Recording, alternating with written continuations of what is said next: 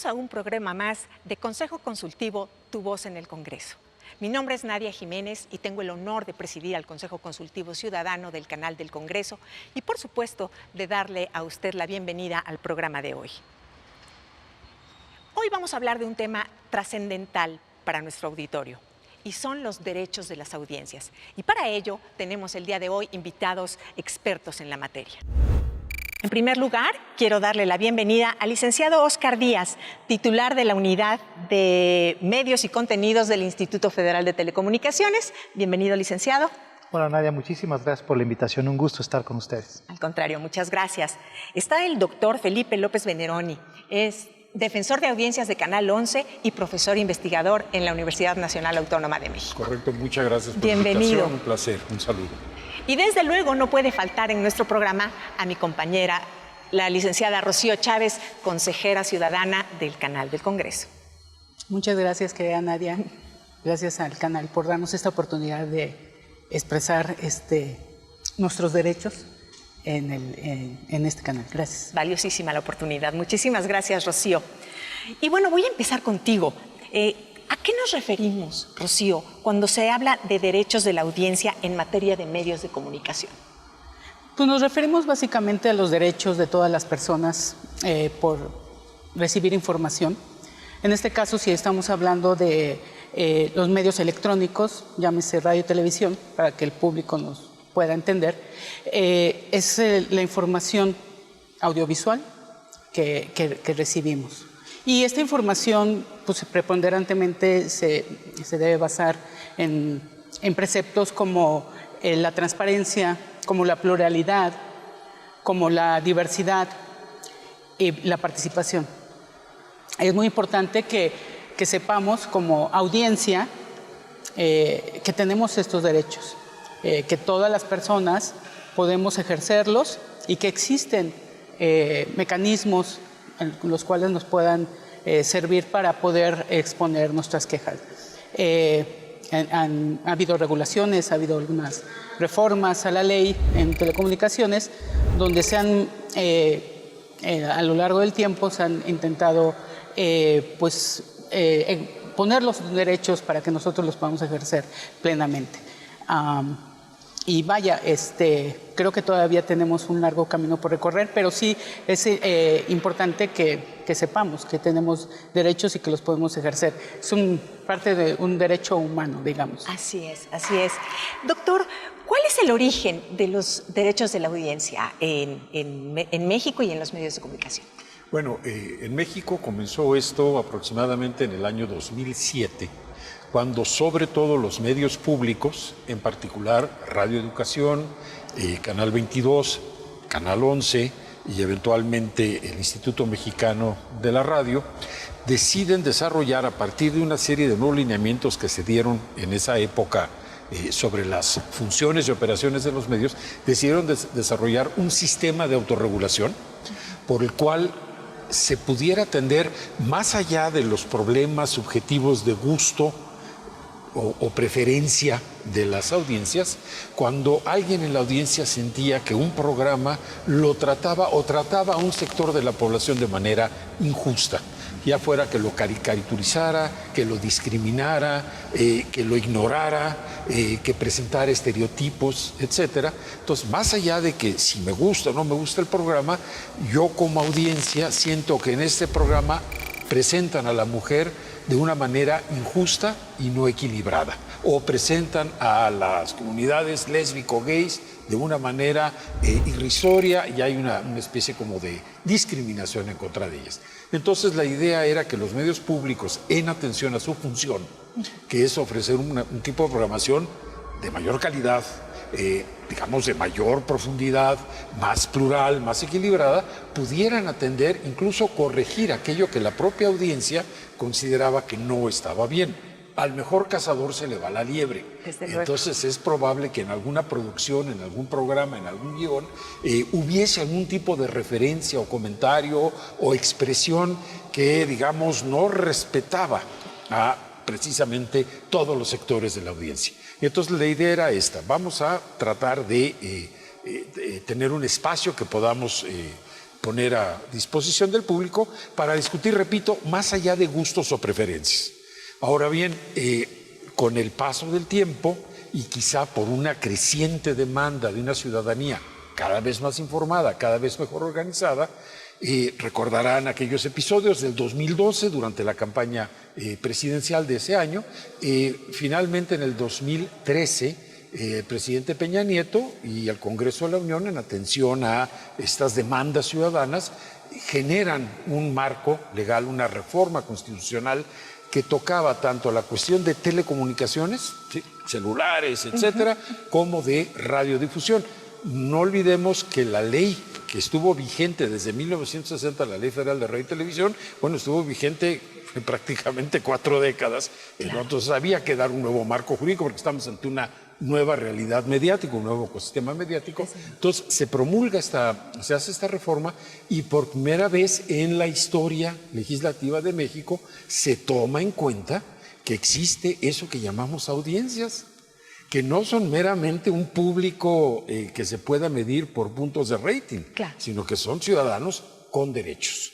Entonces, este es básicamente el origen. Se promulga en el 2014, las reformas del 2013, y en el 2014 se promulga lo que fue la nueva Ley Federal de Telecomunicaciones y Radiodifusión, donde los artículos 256 y 257 viene, digamos, un catálogo básico de derechos de las audiencias que se suman a lo que ya existía en el marco constitucional, el 6º y 7º constitucionales, en cuanto a libertad de expresión, libre circulación de las ideas y, claro, aquellos límites que también, digamos, circunscriben, claro, la posibilidad de la libertad de expresión.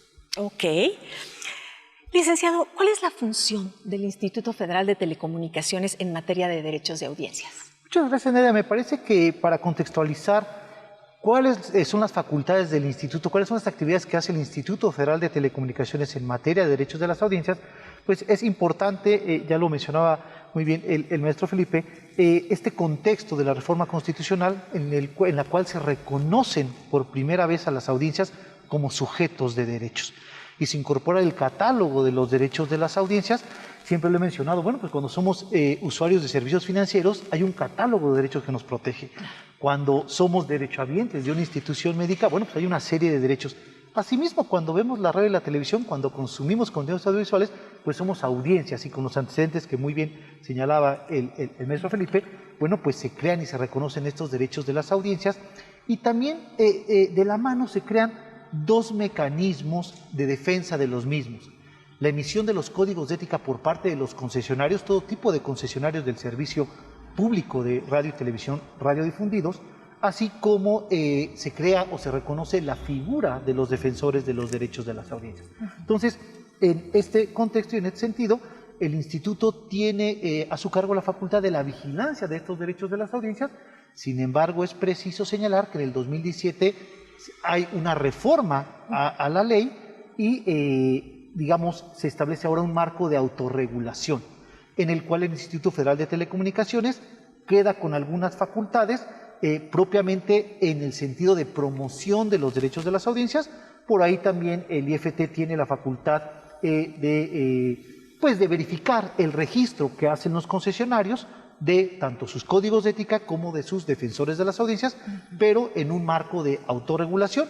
Por ahí la reforma del 2017 establece que los concesionarios de manera libre pueden emitir sus códigos de ética y la designación de los defensores de las audiencias. Entonces, el IFT tiene esta facultad y ahorita más adelante pues me gustaría platicarles qué hacemos con estas facultades, pero qué hemos hecho mucho más allá o como parte en el contexto de esta promoción de los derechos de audiencias, muchas actividades y lo importante que es para nosotros la promoción y que las audiencias conozcan estos derechos, porque derecho que no se conoce, pues no se ejerce. Entonces, me gustaría platicarles de todo lo que hacemos en el instituto. Ahorita lo vamos a platicar, claro que sí, interesantísimo para nuestras audiencias. Doctor, ¿cuáles son los lineamientos generales sobre derechos de audiencia que contempla la ley federal? Bueno, como lo acaba de decir Óscar, con claridad, se emitieron unos lineamientos por parte del IFETEL después de que se emitió ya la ley federal en el 2014. Trabajó el IFETEL con los concesionarios, en fin, y se emitieron los lineamientos en el 2016, si mal no recuerdo, y pues hubo discrepancias, hubo debate, pues estamos en una cultura política democrática, siempre hay intereses de todo tipo, entonces finalmente esto dio pie a esta otra reforma del 2017 y quedó, digamos, en un estado de suspenso la aplicación de los lineamientos. Justamente la Asociación Mexicana de Defensores de la Audiencia, que es una asociación civil que encabeza la maestra Beatriz Solís, y el Centro de Recursos de Litigio Estratégico de Derechos Humanos promovieron un amparo ante la Corte. La Corte ya se pronunció en el sentido de que se restituyera el carácter obligatorio de las defensorías, de los códigos de ética, y se le restituyeran algunas facultades al Instituto Federal de Telecomunicaciones. Entonces, en este momento está precisamente en manos del Congreso este debate.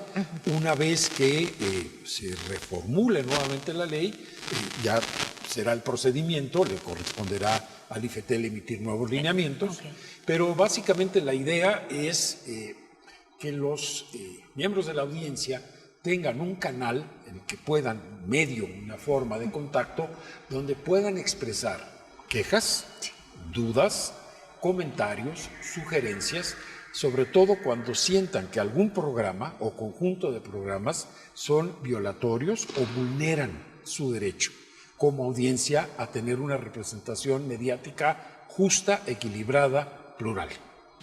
Entonces, básicamente es eso. Ok, pues más claro no puede estar. Licenciado, ¿cuáles son los logros obtenidos hasta hoy para proteger a las audiencias en materia de contenidos en los medios de comunicación? Pues ya lo hemos estado comentando. Me parece que yo lo circunscribo en 3 aspectos. El primer logro, por supuesto, es el reconocimiento mismo a nivel de la Ley Federal de Telecomunicaciones y Revisión de los derechos de las audiencias. Me parece que con todo este desarrollo y todas estas, pues este clamor que se vino dando, pues es un paso importante el hecho del reconocimiento mismo de los derechos de las audiencias. Segundo aspecto, el contar hoy en día con la figura de los defensores de las audiencias y con los códigos de ética que establecen este ABC, este sentir, esta forma de ser de cada medio de comunicación de acuerdo con sus fines, con sus principios, ¿no? Y luego la figura del defensor, que es este vehículo de información, es un vehículo que me contacta a mí como audiencia con el medio de comunicación. Digamos, ya nos hace audiencias más activas, ya no somos audiencias pasivas como anterior al reconocimiento de estos derechos, en donde si un contenido audiovisual o no creíamos que vulneraba ciertas cuestiones, ciertos principios, pues no había forma de hacer llegar, no había esta figura de a quién hacerle llegar nuestro sentir, nuestro pensar acerca de un contenido audiovisual. Entonces, esas son 2 figuras importantes. Y un tercer elemento que yo destaco y que ha sido importantísimo son los derechos de las audiencias para personas con discapacidad. La incorporación de derechos para estas personas para que estén en posibilidades de consumir contenido audiovisual en igualdad de circunstancias con el resto de las demás audiencias. Y 2 mecanismos muy importantes que se generan a partir de una posibilidad técnica que se da a partir también de la transición a la televisión digital y que es un derecho de las audiencias, pues es el incorporar estos mecanismos de lengua de señas mexicana o subtitulaje oculto en las transmisiones, particularmente de televisión, para que las audiencias con discapacidad auditiva puedan consumir también los contenidos audiovisuales. Entonces a mí me parece este tercer elemento una cuestión muy, muy importante porque, bueno, pues sabemos que en los temas de discapacidad pues hay que romper o eliminar esas barreras. Esas barreras que a ciertas personas con cierta condición no le permiten desarrollar una actividad. Entonces, qué importante que estas audiencias puedan consumir contenido audiovisual, insisto, en igualdad de condiciones con el resto de las audiencias. Entonces, me quedo con esos 3 elementos, me parece que es un gran avance. Fundamentales. Hay un camino por recorrer, estaremos pendientes a lo que define el marco. Y luego también quiero platicarles de todo lo que hacemos en esta promoción y una herramienta que hemos abrazado que para nosotros es muy importante, que es la alfabetización mediática e informacional como parte fundamental e inherente para hacer un mejor ejercicio de nuestros derechos como audiencias. Perfecto. Me gustaría, ¿Querías comentar? sí, redundando un poco, porque también para que nuestra audiencia sepa, el público que nos está viendo, y vea la dimensión de lo que hemos recorrido, ¿no? Hasta ahora. En algún momento la televisión o los medios electrónicos, a las audiencias las consideran como publicidad o como consumidores, ¿no? Entonces, y nosotros teníamos ese paradigma, y creo que ha ido cambiando, y todo este trayecto de lo que han estado platicando ustedes respecto al acceso por ejemplo, a la información y la difusión que tenemos como derecho, la no discriminación, lo que comenta sobre las personas con discapacidad o el lenguaje de señas, pues eso ha sido un gran avance, ¿no? Sin embargo, creo que todavía hay mucho trabajo, ¿no? por hacer, y pues es un conjunto de académicos, de gente de medios, de legisladores, que podemos en conjunto impulsar que los derechos de las personas o de las audiencias cada vez sean más, y sobre todo que conozcamos, como decíamos anteriormente, que existen estos derechos y que los podemos ejercer. Así es.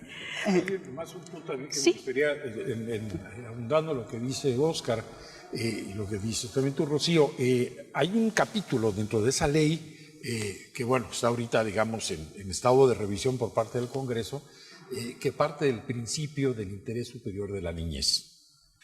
Hay que pensar que los niños no son ciudadanos por razones de edad, pero tienen derechos. Claro. Entonces, esto es algo muy importante porque luego, lamentablemente, algunos medios en su afán por, pues, incrementar su público, su rating, su publicidad, tienden a utilizar a los niños como figuras, ¿no?, de espectáculo, etcétera.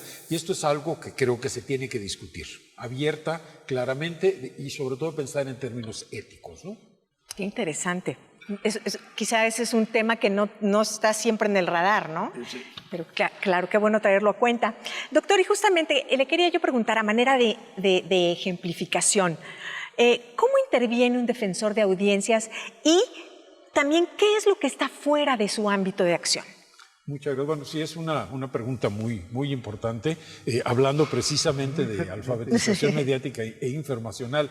Debe quedar claro una cosa, el defensor de la audiencia opera en buena medida como una suerte de árbitro entre lo que percibe algún sector de la audiencia y lo que el medio ha programado. Cuando el defensor, por ejemplo, hago el comentario, me llegan a mí, al buzón electrónico del defensor, que es el mecanismo que Canal 11 tiene para la comunicación con las audiencias, me dicen, oiga, estamos viendo el tratamiento informativo que le están dando al conflicto entre Rusia y Ucrania y sentimos que es muy parcial, que solo están dando un punto de vista, un solo lado de una narrativa muy sensacionalista, muy llena de digamos, la parte más dramática, melodramática, pero no están tocando otros puntos de vista. Mi obligación como defensor es, desde luego, dar seguimiento a las quejas, ver los noticiarios, etcétera. Y en este caso, por ejemplo, coincido con la audiencia y se hace la recomendación a la directiva del canal para que busquen equilibrar y, digamos, pluralizar las fuentes de información y no solo dar un punto de vista, ¿no? Incluso hasta el más malo de la película tiene derecho a expresar su opinión, ¿no? Pero bueno, ese es un ejemplo. Básicamente lo que puede hacer un defensor, que es análogo a lo que haría, digamos, una defensoría de los derechos humanos, es emitir recomendaciones. Y en este sentido tiene que tomar en cuenta el marco normativo. Son 9 derechos los que reconoce la ley formalmente, más otros que se derivan. No tiene caso ahorita hacer la puntualización porque van a estar en discusión, pero desde luego los primeros 2 numerales del artículo 256 son muy claros. Que la audiencia tenga derecho a recibir información plural, que refleje el pluralismo ideológico, político, cultural, lingüístico de la nación y que permita, digamos, la expresión a todas las corrientes y todos los puntos de vista. Entonces, por ejemplo, ahí siento que efectivamente hay que hacerlo. Ahora, ¿qué es lo que no es un defensor? No es un censor. O sea, el defensor no puede decir, quiten ese programa, porque no le gustó a fulano, o sea, no va por ahí. Que a veces pensamos, ¿no? Que sí podría ser. Sí, pero claro. No es un director paralelo al medio, porque entonces pierde el sentido de ser una persona independiente del medio que pueda entonces arbitrar entre la producción y, digamos, la audiencia. Y me parece muy importante también reconocer que una de las funciones fundamentales de las defensorías es unirse con los esfuerzos del IFETEL y sobre todo de la sociedad civil. Hay varias asociaciones en favor de lo mejor de los medios, la Asociación Mexicana de Defensores de la Audiencia, la Asociación Mexicana de Investigadores en Comunicación, la Asociación Mexicana de Derecho a la Información. Hay muchos organismos que están tratando de promover esta cultura, esta alfabetización mediática y de entrada, lo principal, que la gente sepa que existe un marco jurídico al que pueden acudir y que se informen de cuáles son las formas en que realmente puede intervenir una defensoría. Claro. Y justamente esa es la pregunta, Rocío. ¿Existen campañas informativas para la ciudadanía en este sentido? ¿O cómo se puede conocer los mecanismos para hacer valer nuestros derechos como audiencia? Sí, bueno, en este caso yo creo que Óscar nos podría ampliar un poco porque yo he visto algunas de las campañas que ellos han realizado, el Instituto Federal de Comunicaciones, sobre todo con estudiantes, con público diverso, y creo que se me hace muy interesante. Fuera de eso, también algunas asociaciones, como la Asociación Mexicana de las Audiencias, ha emitido, sobre todo en redes sociales, algunas campañas informativas, pero bueno, creo que en ese sentido Óscar nos puede ampliar un poco más lo que han hecho ellos al respecto, ¿no? Sí, con mucho gusto, pero me gustaría, si me permiten, incluso darle contexto, regresarme un poquito en el sentido, y como lo mencionábamos, la importancia de la alfabetización mediática e informacional. Pero también nuestra audiencia se va a preguntar, bueno, ¿y qué es eso, no? De repente es un poco extraño el término. Bueno, pues alfabetización, como todo de manera general, pues es este proceso, ¿no? A través del cual vamos adquiriendo conocimiento, desarrollando destrezas en ciertas áreas del conocimiento. Bueno, pues la alfabetización mediática es el desarrollo de capacidades cuando consumimos medios de comunicación, cuando consumimos contenidos audiovisuales. Entonces, pues nosotros tenemos que ser audiencias debidamente alfabetizadas, que vamos teniendo conocimiento. Entonces, ¿qué nos permite la alfabetización mediática e informacional? Bueno, pues es este conjunto de herramientas que nos permiten desarrollar nuestras capacidades para consumir contenido audiovisual de una manera más informada, ser audiencia más crítica, más participativa, más consciente. Incluso hay quien dice para consumir mejor contenido audiovisual. Y aquí quiero ser muy cuidadoso. Cuando digo mejor contenido audiovisual, no me refiero a que un contenido de música clásica pueda ser mejor que un contenido de entretenimiento, porque como decía el maestro, por supuesto que también el entretenimiento forma parte de esta diversidad y de esta pluralidad que debemos tener en los medios de comunicación. También la televisión entretiene, la televisión informa, la televisión comunica. Entonces, lo importante es todas estas figuras, todos estos mecanismos que tenemos, pero ¿qué hacemos nosotros como audiencia? ¿Cómo nos desarrollamos? ¿Cómo participamos? ¿Cómo nos involucramos? Bueno, pues entonces la alfabetización mediática justamente nos permite a nosotros como audiencia, cada uno de nosotros que somos audiencias, pues ir desarrollando estas cuestiones. Y que cuando estoy ante un programa de entretenimiento, sepa qué es eso, qué es entretenimiento, y que no tiene una mayor trascendencia. Y que cuando estoy ante un programa de carácter informativo, pues sí, me cuestione, hago un discernimiento de la información. Hoy en día, en el ecosistema de medios y cómo se está reconfigurando y cómo se está comportando, pues me parece que nos llega muchísima información de muchos lados, redes sociodigitales. Entonces, el desarrollo de estas capacidades cada vez se hacen más importantes justamente para prevenir incluso fenómenos como el de la desinformación, ¿no? El que nos llegue una información y no compartirla de inmediato, analizarla, corroborar las fuentes, ver quién la está emitiendo. Entonces, esta labor me parece muy importante. Entonces, en este sentido y en este contexto, en el Instituto Federal de Telecomunicaciones hemos abrazado a la alfabetización mediática como una herramienta importantísima. Tan es así que en un documento que tenemos de visión regulatoria de mediano plazo, nuestra visión estratégica 2021, hemos establecido acciones estratégicas específicas sobre alfabetización mediática e informacional como parte del contexto de la promoción de los derechos de las audiencias, y en ese sentido desarrollamos muchas actividades que van dirigidas a muchos grupos etarios, ¿no? Y si quieren, ahorita más adelante les platico justamente de lo que hacemos, pero sí, como bien dice Rocío, estamos haciendo una gran labor, un gran esfuerzo por promover la alfabetización mediática, por promover los derechos de las audiencias y cómo le damos herramientas a los ciudadanos para hacer un mejor ejercicio de los derechos y hacer este consumo audiovisual, no hablo de mejor o peor, hacerlo consciente, crítico e informado. Me parece que son 3 elementos fundamentales y 3 capacidades que debemos desarrollar cuando se trata de consumir contenido audiovisual. ¿Hay alguna obligatoriedad por parte de los medios de comunicación para realizar campañas de alfabetización? Puedo, en los lineamientos originales del 2016 sí se establecía que todos, incluyendo el IFETEL, todos los medios tenían que participar en este proceso. Ahorita que está en situación todavía por definirse, vamos a ver qué define el Congreso, cómo se replantea esto, pero creo que también es importante hacer una acotación para las audiencias. Antiguamente se decía que solo había concesionarios comerciales y los medios públicos eran permisionarios.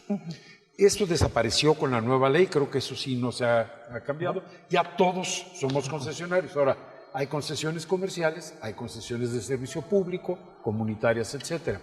Y lo que creo que es importante, porque además del IFETEL lo está haciendo los medios públicos, hay una ley del Sistema Público de Radiodifusión del Estado mexicano, el SPR, Genaro Villamil al frente del sistema en general, los medios, incluso Canal 11, interactúan pues con el sistema, el Canal 22, el Canal 14, y precisamente se echó a andar por parte del SPR, de Betty Solís, se echó a andar una serie de cápsulas donde de manera muy didáctica, muy informativa, se le dice a la audiencia, estos son tus derechos, se han particularizado varios de los derechos y así puedes contactar a tu medio, porque cada medio tiene, digamos, una defensoría, salvo, tengo entendido, el caso de los concesionarios comerciales que a través de la Cámara de la Industria de la Radio y la Televisión, es decir, parece que tienen a un defensor para las 2,000 y tantas afiliados a la Cámara. Ok, pues ya prácticamente vamos terminando. Yo quisiera preguntarte, Rocío, como consejera, ¿cuál consideras que ha sido el trato que se le ha dado a la audiencia en el canal del Congreso? Bueno, pues creo que ha sido un trato impecable, ya que, y digo, lo digo como consejera por lo que hemos estado observando de tanto su programación como lo que está realizando el canal del Congreso. Lo podemos ver con los trabajos que se están haciendo del Parlamento abierto sobre la reforma electoral actualmente y anteriormente con lo de la reforma eléctrica. Creo que es difícil para un canal tan sui generis, porque pues, es un canal que tiene que, pues, su principal función es transmitir los trabajos de parlamentarios y pues precisamente pues, dentro de una pluralidad de ideas y de voces que existen dentro del Parlamento, pues hay que darle la voz a todos. Y creo que el trabajo que ha realizado el canal del Congreso ha sido impecable. Sí, estoy de acuerdo contigo. Vamos cerrando y me gustaría darles la palabra para que nos cuente qué es todo lo que se está haciendo y si quieren hacer algún comentario de cierre. Muchísimas gracias. Sí, para complementar lo que justamente señalaba Rocío, muchas gracias. En el sentido de, en este momento estamos desarrollando una acción que le llamamos el Poder de las Audiencias, que es un concurso de cápsulas de radio y televisión dirigido a jóvenes universitarios para que a través de estas cápsulas pues promuevan los derechos de las audiencias, ¿no? Se promuevan los derechos de las audiencias, la alfabetización mediática y informacional. Es nuestra segunda edición, fíjate que tuvimos la primera edición, pues nos fue muy bien, la verdad es que trabajos muy creativos. ¿Y por qué a los universitarios? Bueno, pues porque es un sector de la población muy importante, queremos aprovechar todas las capacidades de las y los universitarios, de la población universitaria, y pues son muchachos creativos, no siempre están inquietos. Entonces, es una de las acciones que tenemos, que es importante. Por ahí también hay unos premios interesantes. Los invitamos a revisar la convocatoria completa en nuestro sitio www.somosaudiencias.ift.org.mx. No solamente está la información de esta acción, por ejemplo, de este concurso, sino es un repositorio en el cual obra mucha información cápsulas dirigidas para niños, qué es la clasificación, qué es la publicidad, para que empiecen a entender cómo funcionan los medios de comunicación. Incluso tenemos material para profesores que tienen una estructura, una metodología didáctica para que lo pongan en la práctica en las aulas junto con los jóvenes, con los niños. Pronto tendremos el Congreso, haremos un seminario para defensores de las audiencias. Es una especie de capacitación en la cual es el tercer año que lo realizamos, nos ha ido muy bien y ha sido muy interesante. Siempre tenemos participación importante. Alguien que siempre nos ha acompañado y está ahí muy pendiente es el maestro Gabriel Sosa Plata, un importante promotor de la defensa de los derechos de las audiencias. Entonces, tenemos esa actividad. Luego, hacia la segunda semana de noviembre, estaremos teniendo nuestra semana de alfabetización mediática e informacional. Pues es una semana en la que se hacen distintas actividades, particularmente mesas de diálogo con invitados de talla nacional e internacional, todos los que están muy metidos en estos temas. Y ahí los principales aprendizajes es también darnos cuenta y tomar como referencia las mejores prácticas internacionales, qué están haciendo en otros lados del mundo, cómo lo hacen y cómo lo estamos haciendo en México. Y fíjate que México ha sido referente, hemos estado participando con varios países europeos. Ahorita tenemos una participación con el regulador de Irlanda, que nos está pidiendo le proporcionemos información acerca de las acciones que en México estamos desarrollando en materia de alfabetización mediática e informacional. Muy importante, y pues bueno, invitar a las audiencias a alfabetizarse, a consumir de manera muy consciente los medios audiovisuales, porque el ecosistema de medios, más allá de los derechos de las audiencias, demanda sin duda el desarrollo de estas capacidades en la forma en la que hoy nos desenvolvemos. Así está, ahí está la invitación, sobre todo para despertar a nuestra audiencia el interés por saber más, por estar mejor informado. Muchísimas gracias, doctor. Mira, rápidamente dos cosas que me parece que son importantísimas. La experiencia, por ejemplo, en Italia, que desde el tercer grado de primaria están enseñando a los niños a distinguir, sobre todo en el consumo de redes, qué tipo de información, cuál es la fuente, qué tan válido, porque precisamente estamos viviendo en una etapa donde el exceso de acceso a la información también genera desinformación, esta saturación mediática y el famoso post-truth que le llaman, ¿no? Claro. La posverdad en la que estamos y que luego permite que ciertos actores políticos se proyecten por ahí. Pero bueno, creo que efectivamente tiene que haber un trabajo más ligado a los programas de educación pública, sobre todo en primaria, para empezar a realmente impulsar esta alfabetización mediática. Pero incluso en las universidades ha sido muy interesante cómo poco a poco hay gente que está empezando a hacer su tesis de licenciatura y de maestría. Yo he dirigido dos de maestría que están trabajando sobre alfabetización mediática y derechos de las audiencias. Y a mí me gustaría nada más cerrar con algo que habíamos dicho, pero bueno, hasta a mí me gustó la frase, entonces la digo, que en una democracia ser audiencia es otra forma de ser ciudadano. Entonces, esto implica obligaciones, responsabilidades y la invitación a que efectivamente pensemos de manera más crítica, es decir, con un criterio más fundado, nuestros medios. Muchísimas gracias. Rocío. Pues yo me quisiera despedir dándole las gracias a nuestros invitados. Sus aportaciones han sido muy valiosas para el programa y también darle las gracias al canal por esta oportunidad, al director del canal, a la producción y a toda la gente que está a cargo de este proyecto, que pues, nos da la oportunidad también de tener la voz como consejero, que representamos a grupos diversos de la sociedad y del público, pues de extender la voz de ellos a través nuestro. Y pues gracias también, Nadia, por tu oportunidad. Gracias, Rocío, y desde luego gracias a usted por seguir esta transmisión. Hasta la próxima.